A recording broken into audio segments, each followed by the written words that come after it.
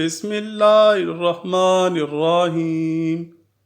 دنیا کی پہلی خاتون، پہلی بیوی اور تمام انسانوں کی ماں آپ حضرت آدم علیہ السلام کی زوجہ تھیں۔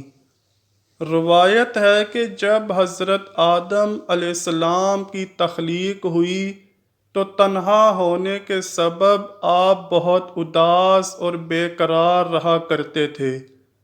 ان کی افسردگی اضطراب کو دیکھ کر ایک روز اللہ پاک نے اس وقت جب کہ حضرت آدم علیہ السلام سو رہے تھے، ان کے بائیں پہلو سے ایک پسلی نکلوائی اور اس سے بی بی حوا کو تخلیق کیا۔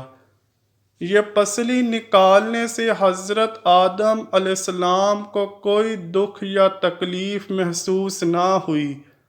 دکھ اور تکلیف نہ ہونے کا سبب علماء کی نگاہ میں یہ ہے کہ اگر ایسا ہونے میں حضرت آدم علیہ السلام کو کسی طرح کی ایذا پہنچتی تو ان کے دل میں بی بی حوا کے لیے ویسی محبت و اپنائیت پیدا نہ ہوتی جیسا کہ ہو گئی تھی۔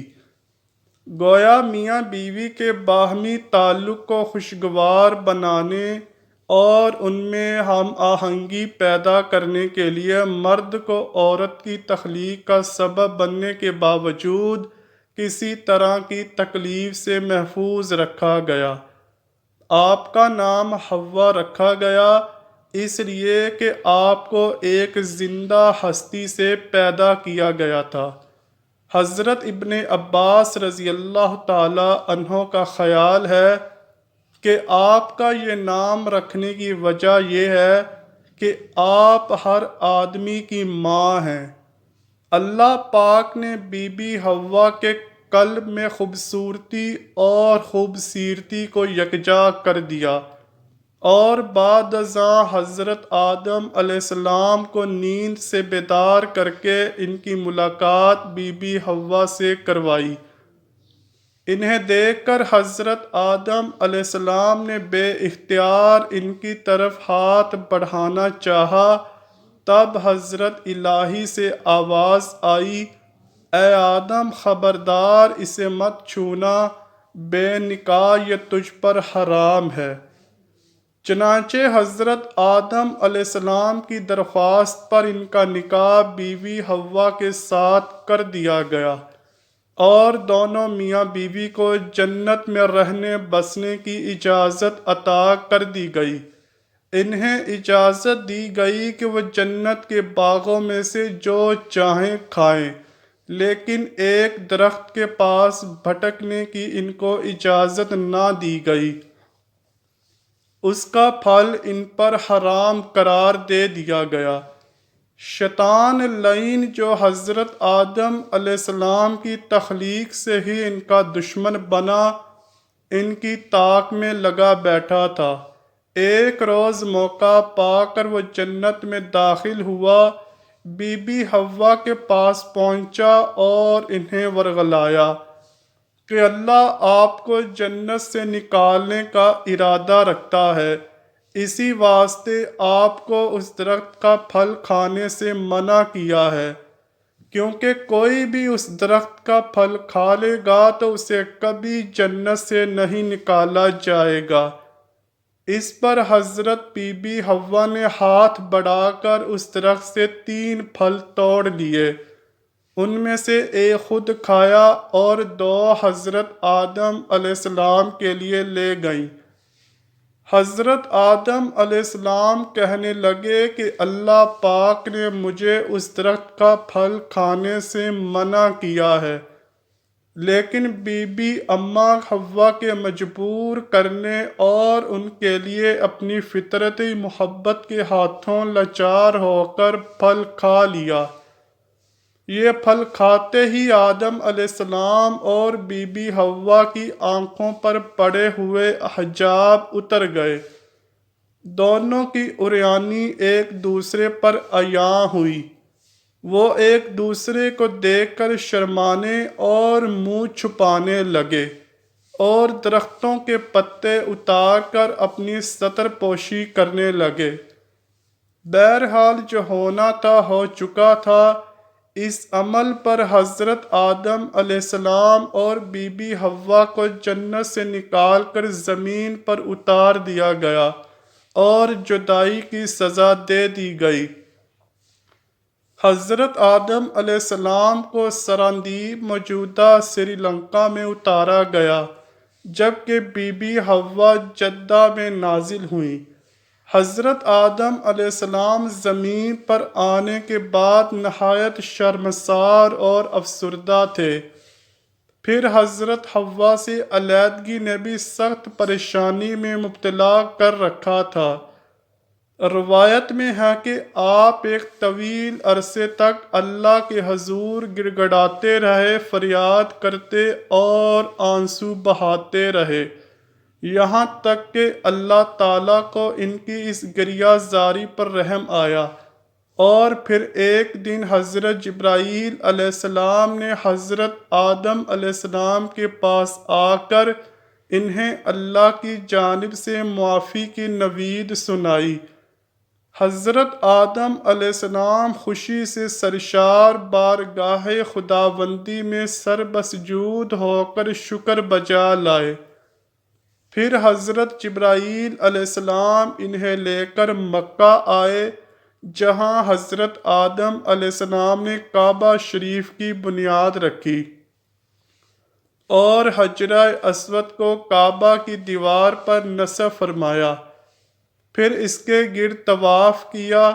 طواف سے فارغ ہو کر حضرت جبرائیل علیہ السلام انہیں جبل عرفات پر لے گئے، جہاں حضرت حوا تشریف فرما تھیں، لیکن طویل عرصے کی جدائی اور حالات نے بہت سے جسمانی تغیرات پیدا کر دیے تھے، چنانچہ دونوں ایک دوسرے کو پہچان نہ پائے، جس پر حضرت جبرائیل علیہ السلام نے دونوں کا تعارف کروایا۔ چونکہ جنت میں واپسی ممکن نہ تھی، اسی لیے حضرت آدم علیہ السلام کو حکم دیا گیا کہ اب وہ اسی زمین کو آباد کریں، یہاں کھیتی باڑی کر کے اپنے لیے رزق پیدا کریں اور اپنی اولاد سے اس ویرانے کو بسائیں۔ حکم الہی کی تعمیل میں حضرت آدم علیہ السلام اور بی بی حوا زمین پر زندگی گزارنے لگے اور اس وقت کا انتظار کرتے رہے کہ جب خالق حقیقی کی طرف سے واپسی کا اذن ہو۔ حضرت آدم علیہ السلام اور بی بی حوا نے اپنی اولاد کو اللہ کی اطاعت اور دین حق پر کاربند رہنے کی تعلیم دی۔ پھر حضرت آدم علیہ السلام کی وفات کا وقت آیا اور فرشتے گھر میں داخل ہوئے تو آپ سمجھ گئے۔ اپنی اہلیہ حضرت حوا اور اپنے بچوں سے فرمایا کہ تم سب مجھے تنہا چھوڑ دو۔ اس کے بعد اللہ کی حمد و ثنا میں مصروف ہوئے۔ فرشتوں نے روح قبض کی، پھر غسل دے کر کفن دیا، خوشبو لگائی، گڑھا کھود کر قبر بنائی۔ حضرت جبرائیل علیہ السلام نے ان کے بیٹے حضرت شیث علیہ السلام کو نماز جنازہ پڑھانے کا طریقہ بتایا اور آپ نے ہی نماز جنازہ پڑھائی۔ عام طور پر تاریخی کتب میں حضرت آدم علیہ السلام کی عمر مبارک 960 سال بیان کی گئی ہے۔ حضرت آدم علیہ السلام کو جبل ابو قبیس کی غار میں دفن کیا گیا، جس کو غار الکنز بھی کہا جاتا ہے۔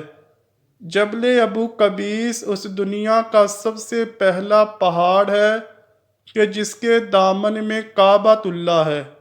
اسی کے دامن میں محلہ بنو ہاشم ہے اور دار الندوہ سے لے کر بنو ہاشم کے سارے گھر جبل ابو قبیس کے دامن میں ہیں۔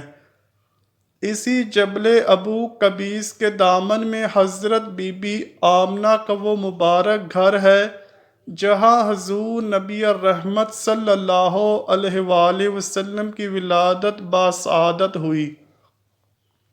یہیں پر حضور اکرم صلی اللہ علیہ وآلہ وسلم کا بچپن گزرا۔ اسی پہاڑ پر کھڑے ہو کر حضور اکرم صلی اللہ علیہ وآلہ وسلم نے چاند کے 2 ٹکڑے کیے تھے۔ یہی وہ پہاڑ ہے جہاں حضرت آدم علیہ السلام ٹھہر گئے تھے، اور اسی کے پتھروں کو خانہ کعبہ کی تعمیر میں استعمال کیا گیا۔ اسی پہاڑ پر حضرت آدم علیہ السلام کی قبر بنائی گئی۔ ناظرین گرامی، حضرت آدم علیہ السلام کی وفات کے ٹھیک 1 سال بعد حضرت بی بی حوا بیمار ہوئیں۔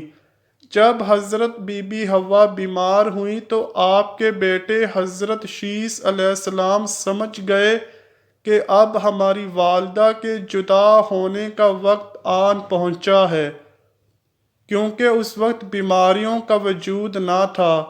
خیر 10 دن حضرت حوا اسی حالت میں رہیں اور انتہائی کمزور ہو گئیں، یہاں تک کہ آپ بستر پر لیٹ گئیں اور چلنے پھرنے سے بھی قاصر ہو گئیں۔ آپ کی تمام اولاد آپ کے بستر کے گرد جمع ہو گئی۔ پھر حضرت حوا نے سب کو باہر نکال دیا اور تبھی ملک الموت حاضر ہوئے، آپ کی روح اقدس قبض کی اور آپ کو جنتی حوروں نے غسل دیا اور آپ کا نماز جنازہ آپ کے بیٹے حضرت شیس علیہ السلام نے پڑھایا۔ جنازے کے بعد حضرت حوا کو حضرت آدم علیہ السلام کے پہلو میں جبل ابو قبیس میں ہی دفن کیا گیا۔ دعا ہے اللہ پاک ہم سب کو حضور نبی کریم صلی اللہ علیہ وآلہ وسلم اور اہل بیت کی سچی اور پکی محبت عطا فرمائے۔ ہم سب کو اپنے پیارے حبیب نبی کریم صلی اللہ علیہ وآلہ وسلم کی سنت پر اپنی زندگی گزارنے کی توفیق عطا فرمائے۔ کمنٹ سیکشن میں آمین ضرور لکھیے گا۔ امید کرتا ہوں کہ آپ کو ویڈیو پسند آئی ہوگی۔ اگر ویڈیو پسند آئی ہے تو ویڈیو کو لائک کیجئے، شیئر کیجئے اور چینل کو لازمی سبسکرائب کیجئے۔ ملتے ہیں اگلی ویڈیو میں، تب تک کے لیے اللہ حافظ۔